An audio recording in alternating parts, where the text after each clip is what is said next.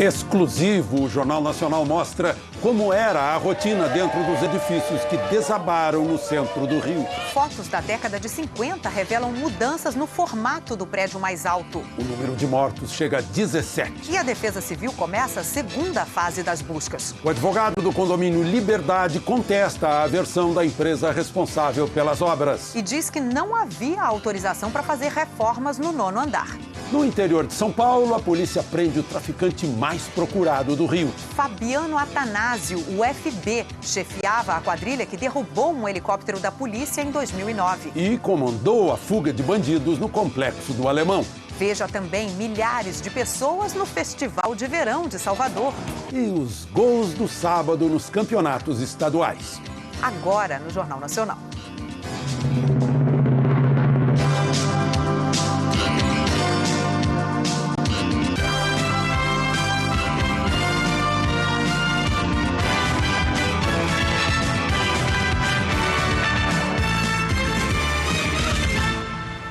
Boa noite. Boa noite. O Jornal Nacional conseguiu com exclusividade imagens que mostram como era o interior de 2 dos edifícios que desabaram no centro do Rio. A repórter Sandra Moreira conversou com pessoas que perderam tudo, menos a vontade de recomeçar.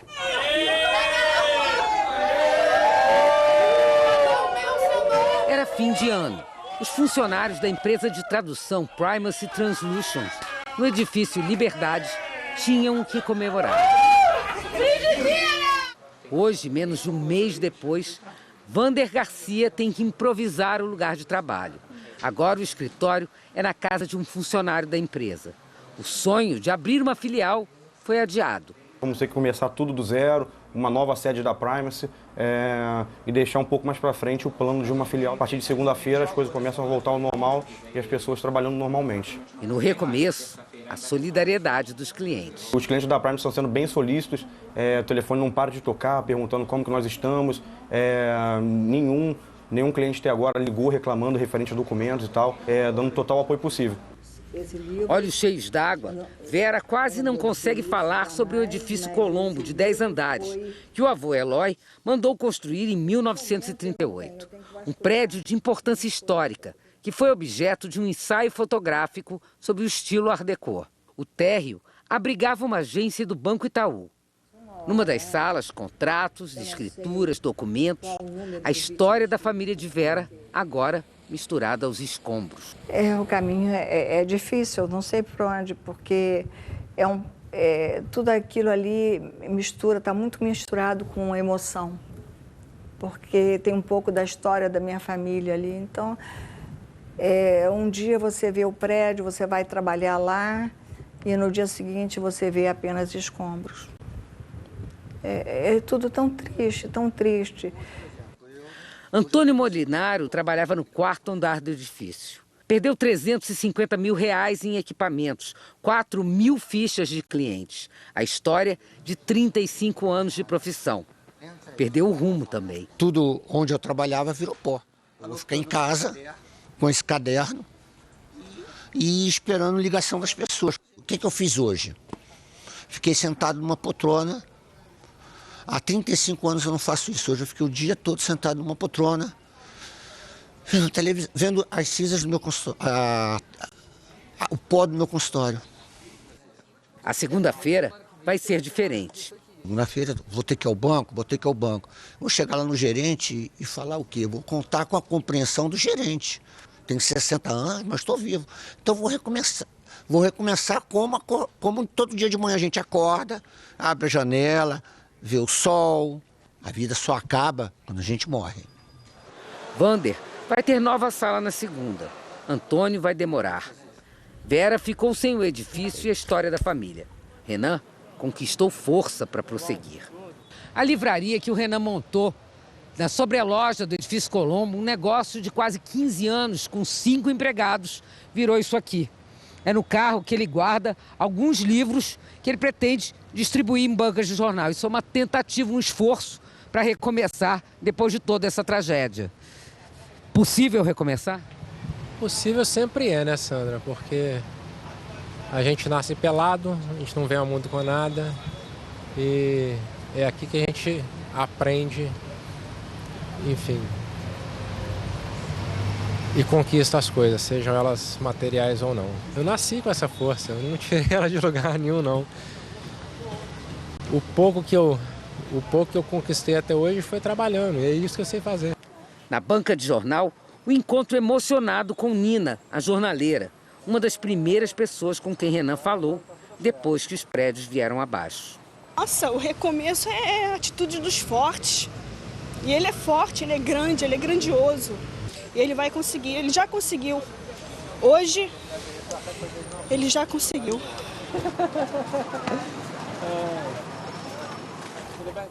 O advogado do edifício Liberdade contestou hoje uma informação divulgada pela empresa que fazia obras no 9º andar do prédio. Segundo ele, o condomínio nunca autorizou a reforma. Veja a reportagem de Mônica Teixeira. As primeiras imagens de como era o edifício Liberdade por dentro foram analisadas por especialistas do Clube de Engenharia do Brasil.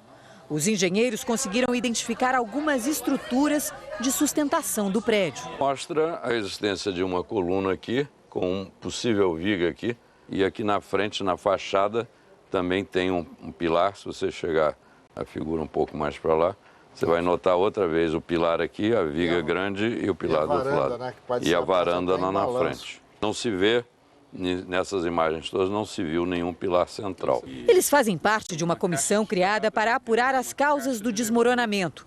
A hipótese mais provável, segundo estes engenheiros, é que algum pilar tenha sido atingido. Até mesmo pela abertura de um buraco para a passagem de fios ou dutos. Isso provoca um aumento na própria carga do pilar, dos esforços no pilar, né? A carga é a mesma, mas a seção resistente é menor e isso pode provocar uma diminuição da capacidade portante do pilar e pode provocar o esmagamento, que é, vamos dizer assim, a característica desse tipo de desmoronamento, né? Um desmoronamento por uma ruptura brusca. A comparação com fotos da década de 50 mostra que o prédio não tinha mais o formato original. Repare que a parte superior foi ampliada. Mas os especialistas acreditam que reformas antigas ou a abertura de janelas não têm nenhuma relação com o acidente. Para eles, a causa foi recente. Segundo a Defesa Civil do Rio, a obra que a empresa TO fazia no 9º andar pode ter influenciado no desmoronamento. As intervenções não poderiam ser realizadas sem o engenheiro responsável, alertam os especialistas.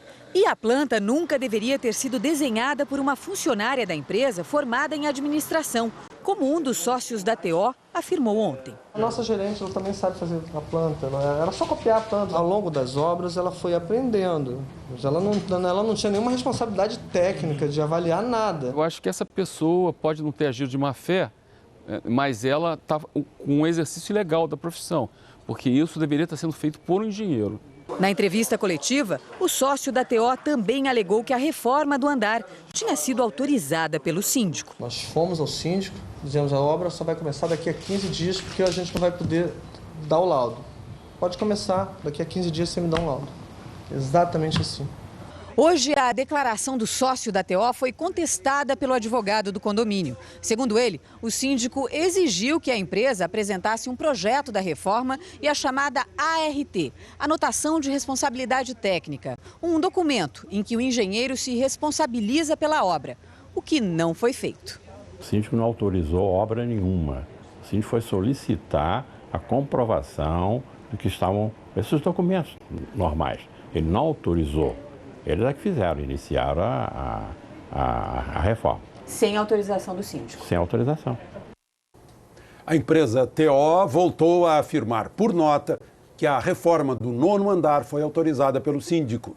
O Conselho Regional de Engenharia informou hoje que vai convocar o engenheiro Paulo Sérgio Brasil para dar esclarecimento sobre os serviços prestados por ele à empresa TO. Paulo Sérgio Brasil afirmou que produziu apenas um laudo sobre o peso de sacos de cimento acumulados no 3º andar, onde a TO já havia feito reforma. Segundo o engenheiro, o laudo atestava que a presença dos sacos não oferecia riscos à estrutura do prédio. Ele esclareceu ainda que não se manifestou sobre a possível derrubada de paredes ou outras intervenções que pudessem afetar o edifício. Quanto ao laudo da obra do 9º andar, Paulo Sérgio Brasil disse que não aceitou o serviço nem chegou a fazer um estudo do local. Até agora, 17 corpos foram encontrados. E hoje a Defesa Civil começou uma segunda fase de buscas no entulho, que já foi retirado do local do desabamento. Ainda era madrugada quando os bombeiros conseguiram resgatar mais 2 corpos, 2 homens. A área já foi quase toda vasculhada e, de acordo com a Defesa Civil, as buscas no local do desabamento devem terminar amanhã. Mas até o fim da tarde, 7 pessoas ainda estavam sendo procuradas, segundo um novo levantamento da Prefeitura do Rio. Em busca dos desaparecidos, uma nova etapa do trabalho dos bombeiros já começou nesse galpão no subúrbio do Rio. Para cá foram trazidos os escombros dos 3 prédios que desabaram e está sendo tudo vasculhado novamente. As retroescavadeiras reviram as montanhas de entulhos. O trabalho também é feito de perto, à mão. São 45 mil toneladas. Em entrevista no estúdio do RJTV, o secretário de Defesa Civil do Rio, Coronel Sérgio Simões, explicou como será essa busca nos escombros, que não tem previsão de término. A partir de agora, nós já estamos atuando lá, já com os cães farejadores, considerando a possibilidade que algum corpo tenha sido levado no meio dos escombros. Entre os mortos, 13 já foram identificados. O zelador Cornélio Ribeiro Lopes e a mulher dele, Margarida Vieira, a web designer Alessandra Alves Lima, Kelly da Costa Menezes, o alpinista Flávio Porrosi, o coordenador de departamento pessoal Celso Renato Cabral, o administrador Luiz Leandro de Vasconcelos, Margarida de Carvalho, Amaro Tavares da Silva, Gustavo da Costa Cunha, Helenice Consani Quedas, Nilson Assunção Ferreira e Moisés Araújo Costa. Hoje foram enterrados os corpos de Margarida Vieira, Margarida de Carvalho e de Alessandra Lima. Em seus últimos momentos de vida, na hora do desabamento, Alessandra trocava mensagens pela internet com o marido. É um casal que viveu um grande amor. Eles viveram um grande amor nesse período todo, entendeu? Então, é uma dor, uma vida, um projeto interrompido, uma tragédia. Amanhã, com exclusividade, o Fantástico vai contar a história de 3 estudantes que escaparam da morte no desabamento no centro do Rio de Janeiro. Boa noite. Boa noite. No prédio de 20 andares que desabou, estava acontecendo uma aula de informática. 3 alunos escaparam da tragédia porque no último momento alguma coisa aconteceu e eles não foram ao curso. Por que eu não estava lá antes? Eu podia estar. É muita sorte, né? Não era a minha hora. E o Fantástico tem mais. Atenção, mulheres. Salões de beleza continuam usando formol, uma substância proibida e perigosa para a saúde no alisamento dos cabelos. O produto está aqui dentro. Só que o produto que está aqui dentro não é o que está em embalagem. É um químico que faz. É ilegal, é perigoso, extremamente perigoso. A polêmica da semana em São Paulo. Sacolas plásticas em grandes redes de supermercados, agora só pagando. O que muda no dia a dia do consumidor? Você vai acompanhar um mergulho na cidade submersa. E viver uma grande aventura no ponto mais alto da Antártica. E o que será essa estranha criatura vagando pela praia? Você vai saber amanhã no Fantástico, que, olha, está cheio de atrações. E a gente espera você. Até lá. A seguir, preso no interior de São Paulo, o traficante mais procurado do Rio. Fabiano Atanásio, o FB, o homem que comandou a fuga de bandidos no complexo do Alemão. Um dos traficantes mais procurados do Rio de Janeiro foi preso ontem à noite em Campos de Jordão, no interior de São Paulo. Fabiano Atanásio da Silva, o FB, estava foragido havia 9 anos.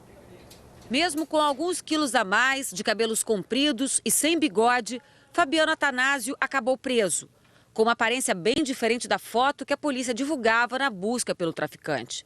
FB foi descoberto numa casa no Alto do Capivari, um bairro de classe média alta. Tem 3 quartos, uma suíte, sala, cozinha e churrasqueira. O imóvel foi alugado por R$18 mil. No interior estava tudo revirado. Foram apreendidos ainda um carro de alto luxo e uma moto. Com o FB, além de 2 filhos e a babá das crianças, estava Luiz Cláudio Serra, o Claudinho CL, apontado pela polícia como um dos maiores sequestradores do Rio nos anos 90. Vizinhos disseram que o traficante teria tentado fugir pulando o muro, mas foi preso no terreno ao lado. Para encontrar Fabiano Atanásio, os policiais seguiram a mulher que seria a namorada do traficante. Sem saber da presença dos agentes, ela embarcou num ônibus aqui na rodoviária do Rio com destino a Campos do Jordão. na Serra da Mantiqueira, na região do Médio Vale do Paraíba. FB e o cúmplice aguardaram na delegacia de Campos do Jordão a transferência para o Rio, o que só aconteceu esta manhã. Eles chegaram num avião fretado e foram levados para a sede da Polícia Civil. A Polícia do Rio diz que Fabiano ainda controlava o tráfico em pelo menos 3 comunidades e que não resistiu à prisão. Conversou numa boa, não demonstrou nenhum tipo de animosidade, foi extremamente calmo, não ofereceu resistência.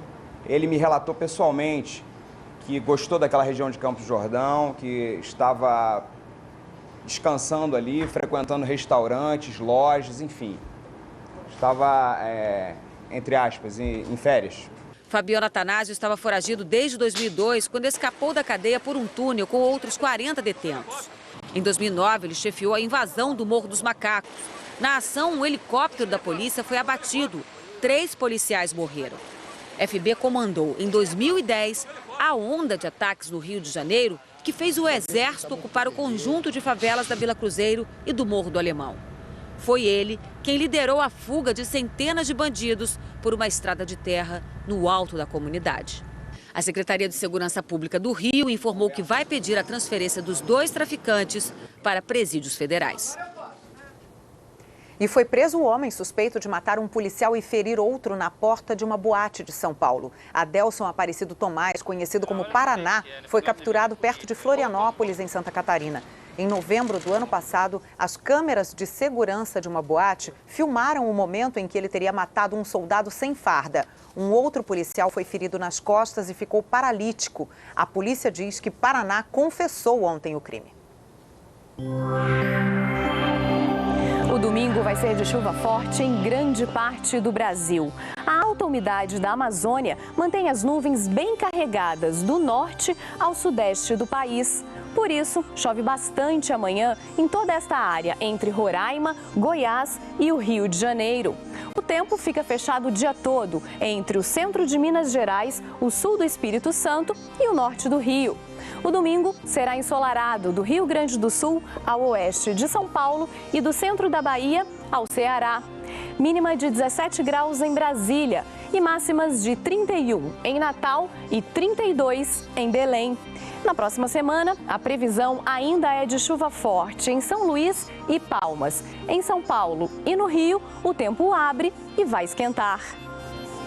Daqui a pouco, o novo Museu de Arte Contemporânea de São Paulo. E o reencontro de mãe e filho, uma semana depois de o Jornal Nacional mostrar o drama das crianças que somem pelo Brasil. Este sábado foi especial para uma família da cidade de Mauá, na região metropolitana de São Paulo.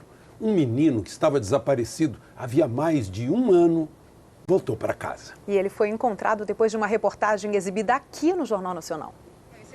A faixa de boas-vindas amanheceu na porta da casa da família. A madrinha, os primos, a avó esperaram 1 ano e 3 meses pelo momento do reencontro. Empolgado, Vinícius, agora com 6 anos, adorou rever os brinquedos do quarto e não saiu do lado da mãe. E o que ele disse para você quando te reencontrou? Ele falou: mamãe, todos os dias eu esperei por você. E ele falou assim que pediu muito pro Papai do Céu trazer ele para casa. É como se ele tivesse nascido de novo para mim, sabe? Vinícius tinha 5 anos quando saiu de casa para passar o fim de semana com o pai e desapareceu.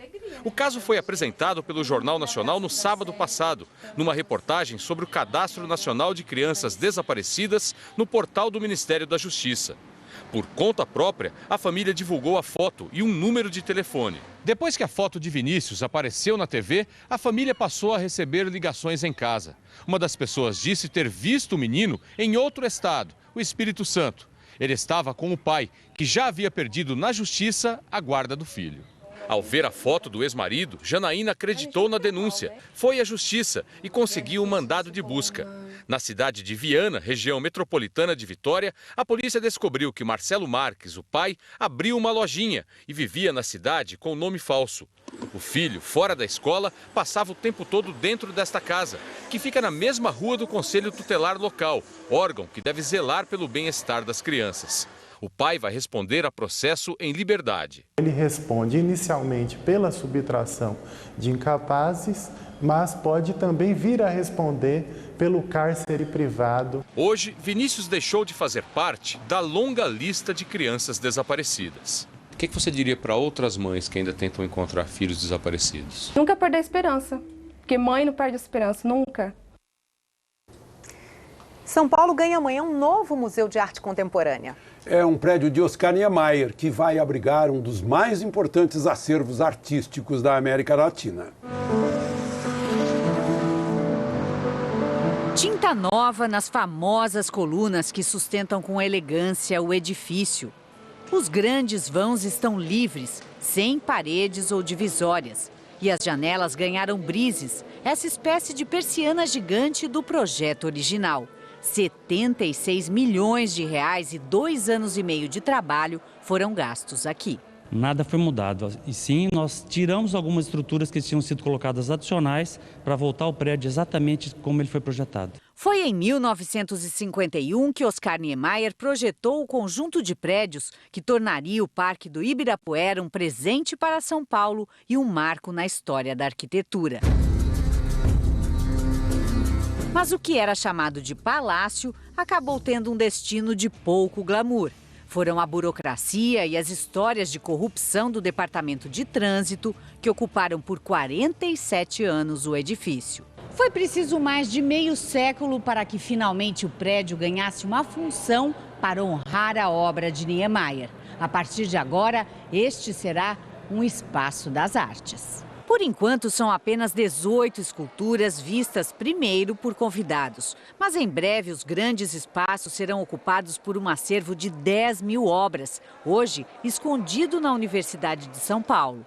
O novo Museu de Arte Contemporânea da cidade não será apenas um espaço para ver, mas para conhecer e aprender. O público diz hoje assim, eu não entendo nada de arte contemporânea, para que isso ocorra, o acervo tem que estar mostrado.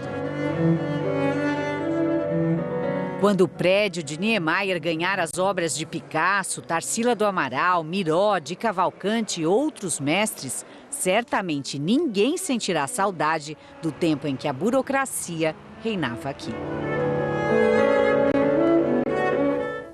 E daqui a pouco, uma companhia aérea espanhola quebra, suspende os voos e provoca transtornos nos aeroportos da Europa. E o FMI defende que países com problemas devem estimular o crescimento para sair da crise.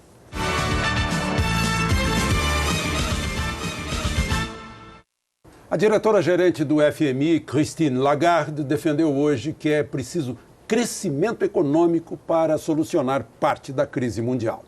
Ela participa do Fórum Econômico Mundial em Davos, na Suíça. A dificuldade que alguns países europeus enfrentam para honrar suas dívidas se mantém como principal tema do encontro. Uma reunião com ministros de vários países abriu a possibilidade de retomada de conversas sobre a rodada de Doha, que trata das barreiras comerciais impostas pelos países. Mas já são 11 anos em que essas delicadas negociações se arrastam. E assim, essa boa notícia não chegou a entusiasmar muitos líderes presentes em Davos. A francesa Christine Lagarde, diretora-gerente do Fundo Monetário Internacional, foi a voz de mais peso, apesar de dirigir uma organização famosa por receitar cortes de gastos para países com problemas financeiros. Ela acha que, no caso da Europa, é necessário se pensar também em crescimento da economia. Lagarde alerta que nenhum país está imune à crise. Do lado de fora do fórum, a realidade nua e crua aparecia nos protestos contra o mundo rico, representado por Davos.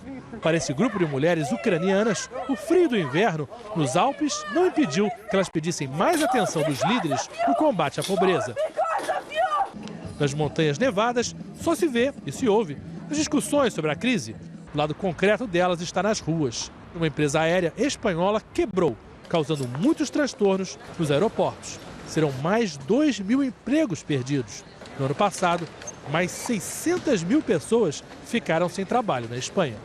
O ministro das Relações Exteriores do Brasil, Antônio Patriota, que participou dos debates em Davos, falou sobre a viagem da presidente Dilma Rousseff a Cuba na semana que vem. Ele disse que a questão dos direitos humanos em Cuba não é considerada emergencial pela ONU e que, portanto, a presidente não deve falar sobre esse assunto. Mas Patriota citou a base americana de Guantánamo como exemplo de violação dos direitos humanos. A TAM, que operava alguns voos em parceria com a Spanair, informou que os clientes que compraram bilhetes para destinos previstos no convênio estão sendo atendidos normalmente ou sendo reacomodados em outras companhias. A Liga Árabe anunciou que suspendeu temporariamente a missão de observadores na Síria por causa do aumento da violência no país. Segundo as Nações Unidas, mais de 5.000 pessoas já morreram nos protestos pró-democracia. A oposição elogiou a decisão da Liga Árabe e acusou o ditador Bashar al-Assad de matar o próprio povo. O governo sírio lamentou e informou estar surpreso com a suspensão dos trabalhos que monitoravam a implementação do plano de paz. A Organização das Nações Unidas recomendou que Israel suspenda imediatamente a destruição de casas palestinas na Cisjordânia. De acordo com a ONU, foram 622 casas, um número bem superior ao dos anos anteriores. O governo israelense afirmou que só derrubou casas construídas ilegalmente. Na Grã-Bretanha, 4 jornalistas do tabloide The Sun foram presos. Eles são acusados de pagar propina para conseguir informações sigilosas de investigações. Um policial também foi detido. O jornal The Sun pertence ao magnata australiano Rupert Murdoch. No ano passado, um escândalo envolvendo o uso de escutas telefônicas ilegais provocou o fechamento de um outro tabloide de Murdoch, o News of the World. O jornal circulava há quase 170 anos. Um incêndio numa clínica de reabilitação no Peru deixou 26 mortos. O prédio fica na capital, Lima. 10 pessoas ficaram feridas. Os bombeiros ainda tentam controlar o fogo. A polícia investiga se o incêndio começou no colchão de um dos pacientes. Uma nave russa não tripulada chegou hoje à Estação Espacial Internacional. A bordo da Progress, uma versão de carga da Soyuz, estão 2 toneladas de suprimentos para os astronautas em órbita. Com a aposentadoria dos ônibus espaciais americanos no ano passado, as naves russas são a única forma de transporte até a estação espacial. A NASA paga o equivalente a 605 milhões de reais por ano para usar o serviço. E veja a seguir o festival de verão que embala multidões em Salvador. E os gols do sábado nos campeonatos estaduais. A Defesa Civil do Rio vai suspender as operações de busca no local do desabamento de 3 prédios. O repórter Ednei Silvestre está no centro da cidade e tem as informações. Boa noite, Ednei.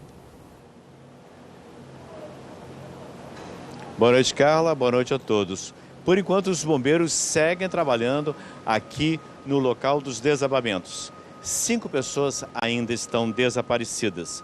95% dos escombros já foram retirados e esse trabalho deve terminar até segunda-feira. O local, como vocês veem, já começou a ser cercado para que as ruas aqui de perto sejam abertas também na segunda-feira, assim como os prédios aqui próximos ao local da tragédia. É uma tentativa de voltar à normalidade aqui no centro do Rio. O delegado Alcides Pereira, da 5ª DP, que conduz as investigações, ouviu hoje 2 funcionários das obras no 9º andar. No total, 13 pessoas já foram ouvidas. Voltamos ao estúdio. Carla, Alexandre. Ednei Silvestre acompanhando os trabalhos de agora à noite.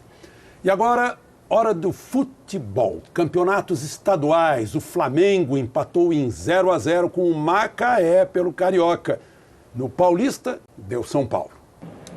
No Morumbi, Luiz Fabiano tabelou com o Fernandinho e fez o primeiro do São Paulo. Giovani encontrou o Moradei livre para empatar para o São Caetano. Mas Lucas acertou esse chute de fora da área e definiu. São Paulo 2, São Caetano 1. Pelo Campeonato Paranaense, o Coritiba goleou o Irati. Davi e Renan Oliveira foram os destaques com 2 gols cada, 5-1. E em Goiânia, o Goiás ganhou do Vila Nova, 3-1. Amaral, Marcos Paulo e Egídio fizeram os gols do Goiás. E amanhã, claro, tem futebol ao vivo aqui na Globo. Campeonatos estaduais às 5 da tarde, hora de Brasília. No Esporte Espetacular, você vai ver o desafio internacional do vôlei 4x4. E o Tandy conta pra gente quais são os outros destaques. Os bastidores de uma aventura muito arriscada. Luigi Cânio, o homem-pássaro, passou voando entre as torres mais altas da Malásia. Você vai ver a tensão que antecedeu o salto. Essa é a hora que eu me pergunto, por que eu escolhi fazer o que eu faço. Os imprevistos que quase colocaram a missão em risco. O 5º episódio da série Missão de Paz. Regis Reis esteve numa região de conflitos na África, o Saara Ocidental, e descobriu crianças que jogam futebol no deserto. Amanhã, tô te esperando no Esporte Espetacular. Em Salvador, milhares de pessoas participam do Festival de Verão. Daqui a pouco começa a 4ª noite de shows. São muitos os sotaques e as bandeiras desta festa. Nós viemos de Belém do Pará curtir o Festival de Verão em Salvador. Uhul! BH, Minas Gerais, São muitos os que vêm para o festival. Em 4 noites, o Parque de Exposições de Salvador recebe 200 mil pessoas. E essa multidão é atraída pelo que a festa tem de melhor, a mistura musical. Fãs de todos os tipos se cruzam aqui e os palcos acolhem todos os estilos, sem preconceito. O festival é uma grande celebração da diversidade. O balanço pop de Seu Jorge agitou a galera tanto quanto o rock veterano de Frejá e do Capital Inicial. O sertanejo de Luan Santana e o romantismo de James Blunt, atração internacional deste ano.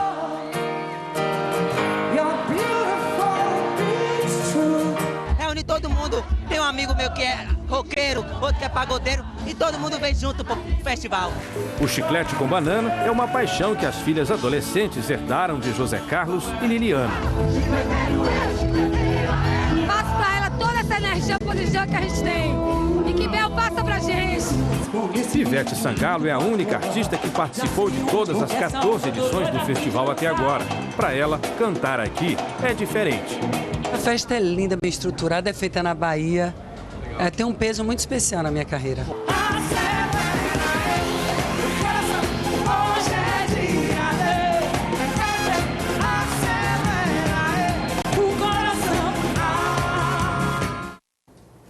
O Jornal Nacional termina aqui. Uma ótima noite para você. E aproveite o domingo.